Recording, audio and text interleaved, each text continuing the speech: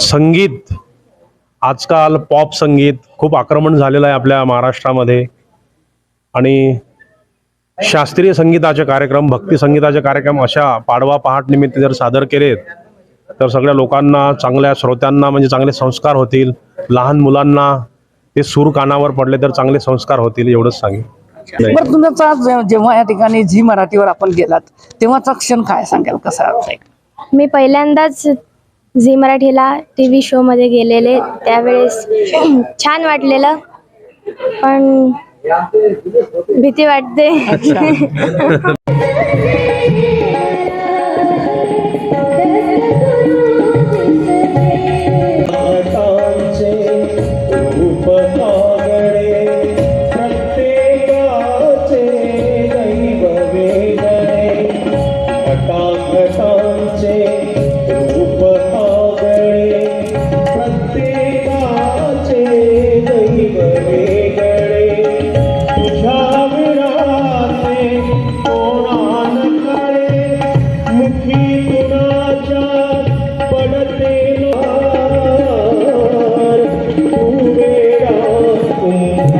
जय हिंद, जय Maharashtra. RB Marathi संवादमध्ये सर्व आमच्या दर्शकांचं मनपूर्वक स्वागत.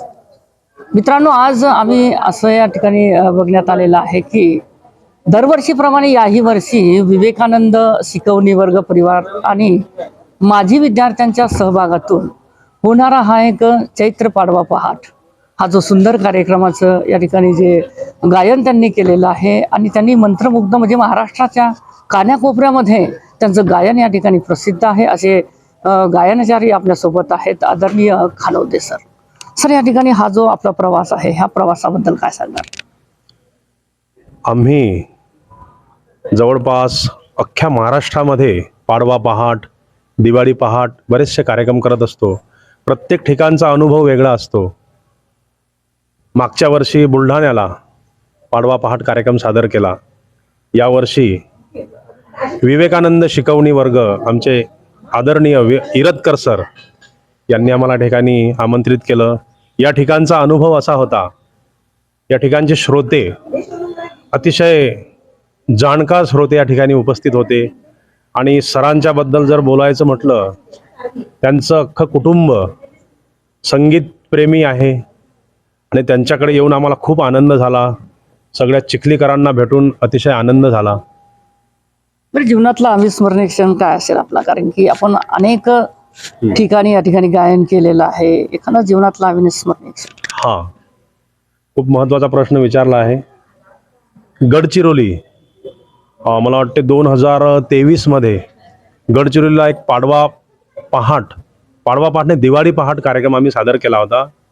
त्या ठिकाणी एक गृहस्थ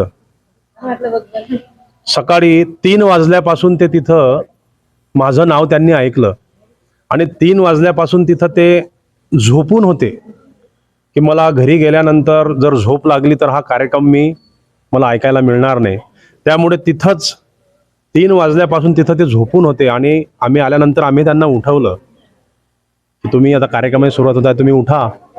तर त्यांनी आम्हाला सांगितलं. त्यावेळेस तो क्षण मला असा आठवते, आम्हाला खरंच गहिवरून आलं की माझ्यासाठी ती व्यक्ती त्या ठिकाणी रात्रभर झोपून होती. खूप छान वाटलं त्यावेळेस ते. तर या ठिकाणी आपण बरेचसे कार्यक्रम केलेत, परंतु आज भल्या पहाटेचा हा जो कार्यक्रम, हा कसा वाटला नेमका? आजचे श्रोते, त्याच्यानंतर हा जो शिकवणी वर्ग परिवार, अतिशय सुंदर वाटलं. खूप छान नियोजन होतं आणि श्रोता वर्ग तर अतिउत्तम होता. आयोजक मंडळी पण छान होती, श्रोता वर्ग पण छान होता. बरं, गायन क्षेत्रातल्या मंडळींना काय संदेश देणार आजच्या दिनी? आज चैत्र पहाट पाडवा आहे, गुढीपाडवाचा दिवस आहे. असे कार्यक्रम सगळ्या शहरांमध्ये सादर झाले पाहिजे. आणि एक विशेष, संगीत आजकाल पॉप संगीत खूप आक्रमण झालेलं आहे आपल्या महाराष्ट्रामध्ये. आणि शास्त्रीय संगीताचे कार्यक्रम, भक्ती संगीताचे कार्यक्रम अशा पाडवा पहाट निमित्त जर सादर केलेत तर सगळ्या लोकांना, चांगल्या श्रोत्यांना म्हणजे चांगले संस्कार होतील. लहान मुलांना ते सूर कानावर पडले तर चांगले संस्कार होतील, एवढंच सांगेन. तर या ठिकाणी आपण झी मराठीवर फेमस या ठिकाणी आहात आणि आज या ठिकाणी आपल्याला निमंत्रित केलेलं आहे. कसं वाटलं, काय फील होत आहे? सर्वप्रथम तर सगळ्यांचे आभार मानते आणि बरं, किती वर्षापासून उतरलात आपण या क्षेत्रामध्ये? मी 5 वर्षाची असली तेव्हापासून. अच्छा. बरं, काय वाटतंय तुम्हाला की बा संगीत क्षेत्रामध्ये या ठिकाणी आपल्यासारख्या नवतरुण भगिनींनी, विद्यार्थ्यांनी या ठिकाणी उतरावं? अ, सगळ्यांनी तर संगीत हा विषय, अरे बापरे, एवढा हवा तिला नाही, काय अडचण बोलण्याचं हे नाही. नाही. बरं, तुमचा जेव्हा या ठिकाणी झी मराठीवर आपण गेलात तेव्हाचा क्षण काय सांगाल, कसा वाटतंय? मी पहिल्यांदाच झी मराठीला TV शो मध्ये गेलेले, त्यावेळेस छान वाटलेलं, पण भीती वाटते. बरं, काय आपण काय सांगणार की गायन क्षेत्रामध्ये आपण सुद्धा सुंदर या ठिकाणी भावगीतं या ठिकाणी म्हटलेत, कसं वाटलंय आज? आज तर मी सर्वप्रथम सर्वांचे आभार मानते आणि इथे सगळ्यात आधी म्हणायचं म्हणजे इथल्या जे आयोजक आहेत त्यांनी 4:30चा टायमिंग आम्हाला दिला, पण नेमके त्याच वेळेला सगळे श्रोते इथे तयार होते. हां, त्याच्यामुळे आम्हाला म्हणजे असं आश्चर्यचकित झालं की एवढ्या लवकर श्रोते येत नाही. 5-6 नंतर येतात, पण इथले श्रोते खूप आता त्यांच्याबद्दल काय सांगावं, फारच छान. मित्रांनो, हा आहे चैत्र पहाट पाडव्याचा आपण सर्व प्रतिक्रिया या ठिकाणी जाणून घेतो. आपण आकाशवाणीवर गेलात, काय सांगणार आज या ठिकाणी आजच्या कार्यक्रमासंदर्भात? खरंच चिखलीकरांचं कौतुक केलं पाहिजे की इतक्या सकाळी पाडवा म्हणजे हा पाडवा पहाड जो कार्यक्रम आहे 4:30ला सुरू झाला, तर अक्षरशः सुरुवातीपासून जे प्रेक्षक होते ते शेवटपर्यंत तसेच होते आणि खूप दाद देत होते. आनंद वाटला. अच्छा सर, आपण काय सांगणार, काय वाटतंय तुम्हाला की आपण सुद्धा या ठिकाणी सुंदर या ठिकाणी गवळण म्हटली, भावगीते सुद्धा म्हटली? अतिशय सुंदर नियोजन होतं, चांगलं वाटलं येऊन या ठिकाणी. मित्रांनो, हा एक अविस्मरणीय क्षण आहे जीवनामधला, कारण भला पहाटे हा एक कार्यक्रम सुरू करणे आणि श्रोत्यांची सुद्धा दाद देणे ही तितकीच या ठिकाणी महत्त्वाची आहे. सर, आज या ठिकाणी सूत्रसंचलन, बहारदार सूत्रसंचलन नेहमीप्रमाणच्या शैलीमध्ये आपण केलं, काय सांगणार? खरं म्हणजे चैत्र पाडवा पहाट हा जो कार्यक्रम आहे, हा कार्यक्रम गेल्या 18 वर्षापासून होतो आहे आणि याच कार्यक्रमाच्या माध्यमातून निवेदन काय असतं, सूत्रसंचालन काय असतं हे आम्हाला कळलं आणि या कार्यक्रमातून आम्ही शिकलो. नवोदित जे गायक आहेत, नवोदित सूत्रसंचालक आहेत, नवोदित जे निवेदन करणारी मंडळी आहे, त्यांना या ठिकाणी खऱ्या अर्थानं मेजवानी असते, इथे शिकायला मिळतं. बरं, आजचा हा जो चैत्र पहाट पाडवा आणि खानोंदे सरालाच का बोलवलं, नेमकं त्याच्यातलं रहस्य काय?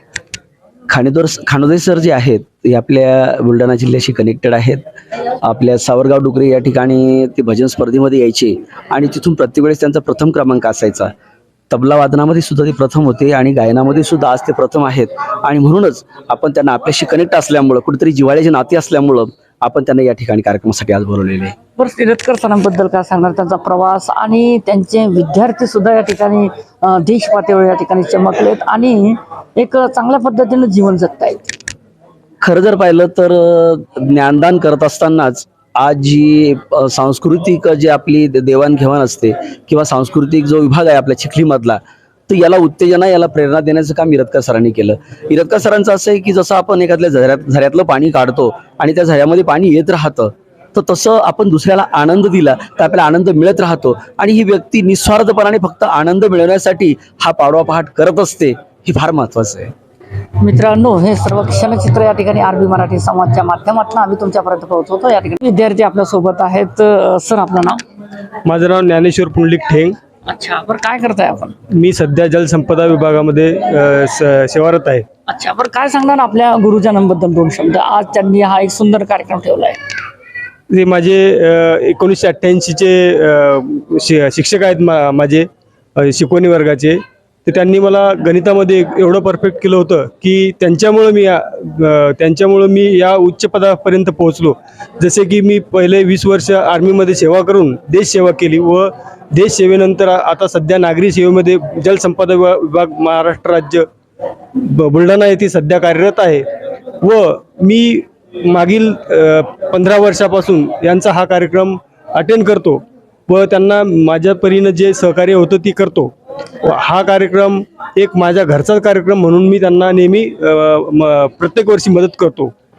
मित्रांनो, हे आहे माझे विद्यार्थी आणि माझ्या विद्यार्थ्यांच्या जीवनामध्ये काय जर असेल तर हा एक आनंद आहे आणि आनंद त्यांनी हा बघितलेला आहे.